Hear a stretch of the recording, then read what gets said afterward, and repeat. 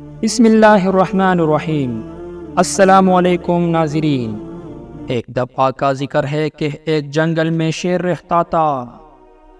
ایک دن وہ شیر سو رہا تھا کہ اچانک ایک چوہا وہاں آ گیا اور شیر کے بالوں میں گھس کر کھیلنے لگا۔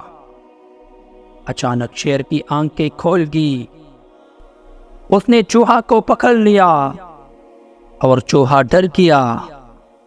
وہ شیر سے منت کرنے لگا کہ مجھے چھوڑ دو، میں آئندہ ایسا نہیں کروں گا۔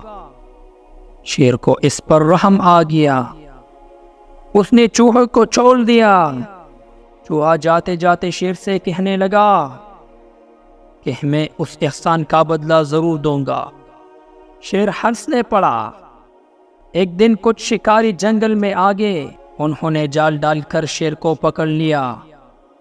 وہاں اچانک وہی چوہا بھی آ گیا۔ اس نے اپنے دانتوں سے جال کو کاٹ دیا۔ اس طرح شیر آزاد ہو گیا۔ شیر نے چوہا کا شکریہ ادا کیا۔